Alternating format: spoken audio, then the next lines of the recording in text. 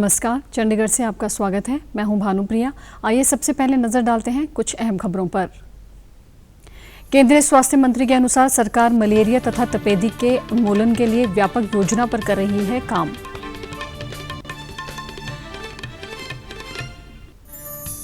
पंजाब के मुख्यमंत्री ने गेहूं के सिंकुड़े दानों से संबंधित नियमों में तुरंत ढील देने की केंद्र सरकार से की अपील।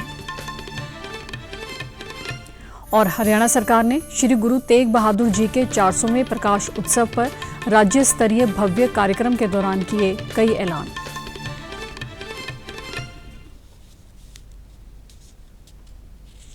अब समाचार विस्तार से। केंद्रीय स्वास्थ्य मंत्री डॉक्टर मनसुख मांडविया ने कहा है कि सरकार मलेरिया तथा तपेदिक के उन्मूलन के लिए व्यापक योजना पर काम कर रही है। विश्व मलेरिया दिवस के अवसर पर केंद्रीय स्वास्थ्य मंत्री ने नई दिल्ली में आयोजित एक कार्यक्रम के दौरान कहा कि स्वास्थ्य मंत्रालय तपेदिक तथा मलेरिया उन्मूलन के लिए शीघ्र ही एक अभियान चलाएगा। उन्होंने कहा कि सरकार का लक्ष्य 2025 तक तपेदिक तथा 2030 तक मलेरिया मुक्त देश बनाने का है।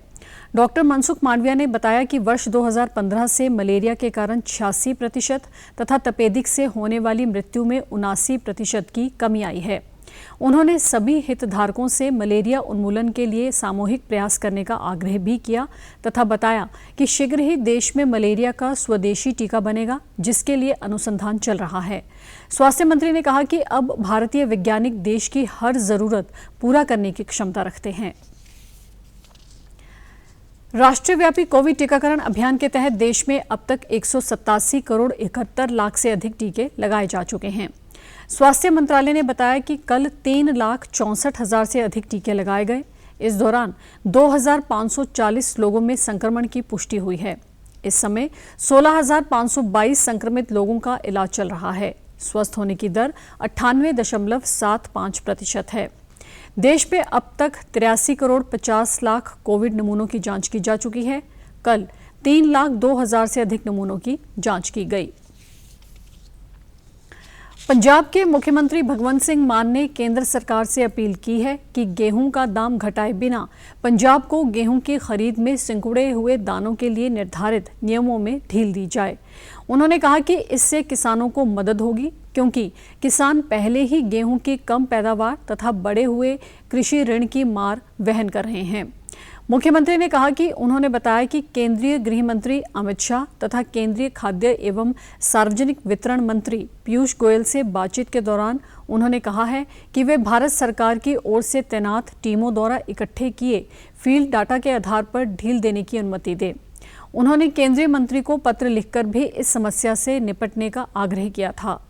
मुख्यमंत्री ने बताया कि सार्वजनिक वितरण मंत्रालय की ओर से तैनात केंद्रीय टीमों ने अपनी रिपोर्ट मंत्रालय को सौंप दी है, परंतु रिपोर्ट सौंपने के एक सप्ताह बाद भी केंद्र सरकार की ओर से इस मुद्दे से संबंधित कोई फैसला नहीं लिया गया।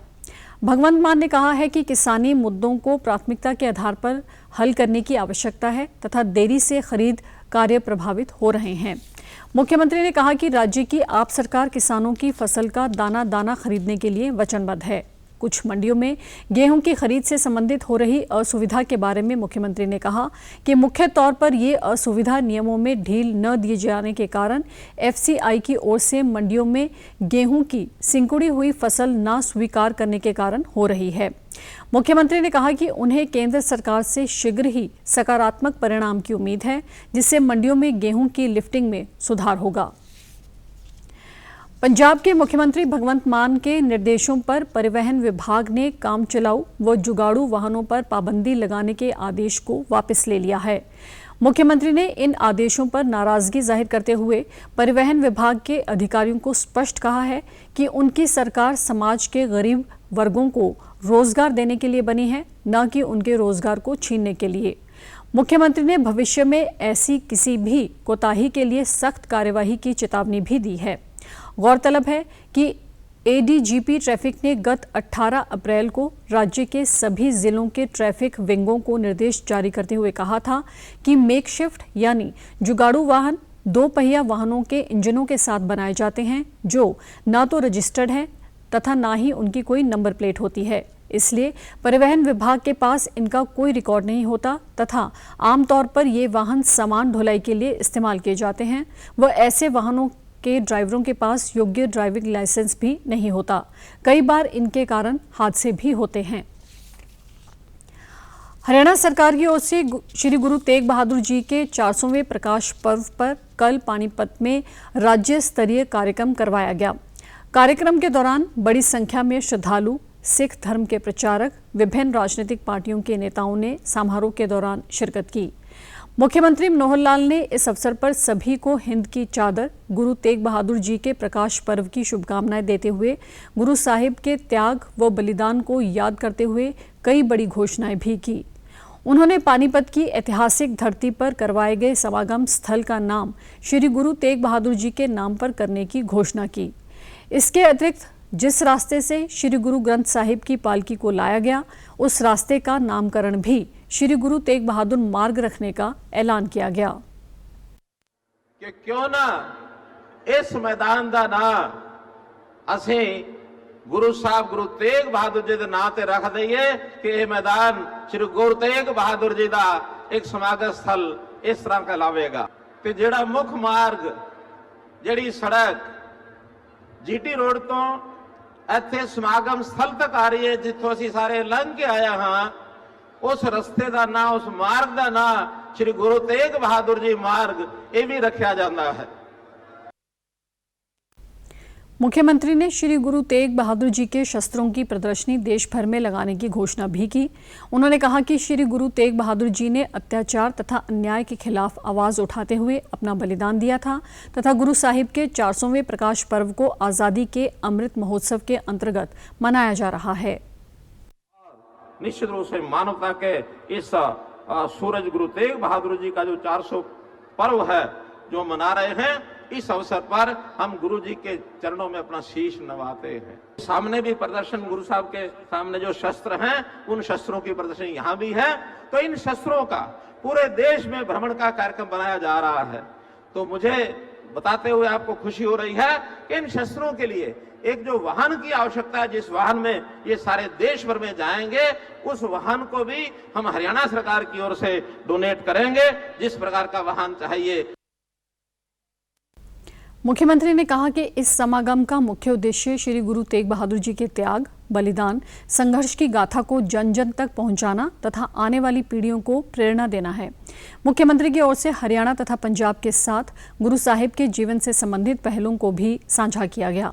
उन्होंने इस अवसर पर लाखों की संख्या में उपस्थित श्रद्धालुओं का भी अभिवादन करते हुए कहा कि हरियाणा सरकार गुरु साहिब के विचारों को सहेजने के लिए दृढ़ संकल्पित है तथा सभी को उनके जीवन से प्रेरणा लेनी चाहिए। मुख्यमंत्री ने इस अवसर पर श्री गुरु तेग बहादुर जी के त्याग तथा बलिदान को दर्शाती प्रदर्शनी का अवलोकन भी किया। वह सिख मार्शल आर्ट गतका का प्रदर्शन देखा व खुद भी गतका खेला। नागर विमानन मंत्रालय ने आज नई दिल्ली के सफदरजंग हवाई अड्डे पर योगाभ्यास कार्यक्रम योग प्रभा का आयोजन किया।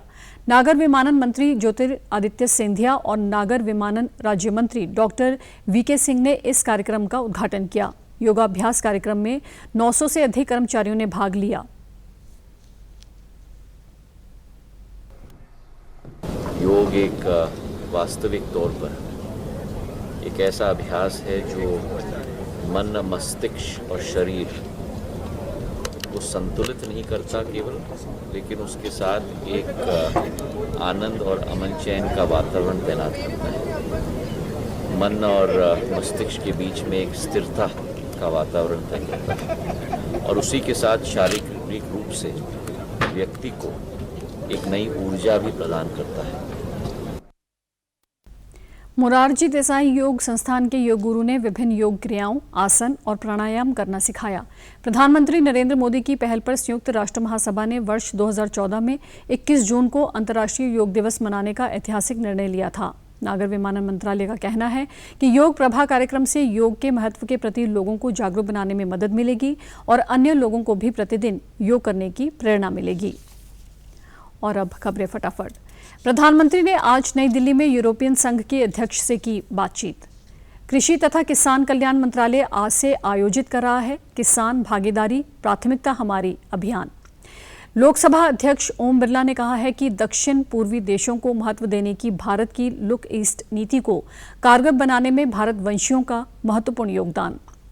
प्रधानमंत्री ने मन की बात कार्यक्रम के दौरान कहा, छोटे ऑनलाइन भुगतान देश की बड़ी डिजिटल अर्थव्यवस्था के निर्माण में कर रहे हैं मदद। नौसेना कमांडरों का पहला सम्मेलन चल रहा है नई दिल्ली में। ये सम्मेलन नौसेना अधिकारियों को सेना की रणनीति के साथ प्रमुख नौवहन मुद्दों पर विचार विमर्श के अतिरिक्त सरकारी अधिकारियों के साथ बातचीत के लिए प्रदान कर रहा है एक मंच। कोरोना वायरस का खतरा अभी टला नहीं है, इसलिए सभी से निवेदन है कि बाहर जाने के समय मास्क जरूर पहनें, सामाजिक दूरी बनाए रखें, बार बार अपने हाथ साबुन से धोएं और सैनिटाइजर का इस्तेमाल करें। और आप हमारे समाचार YouTube channel DD news Chandigarh, Facebook DD news Chandigarh और Twitter handle DD news CHD पर भी देख सकते हैं। इसी के साथ चंडीगढ़ से समाचारों का सिलसिला समाप्त होता है और अब मैं स्टूडियो से बाहर जा रही हूं तो मैं अपना मास्क पहन रही हूं। आप भी घर से बाहर जाएं तो मास्क जरूर पहनें। नमस्कार।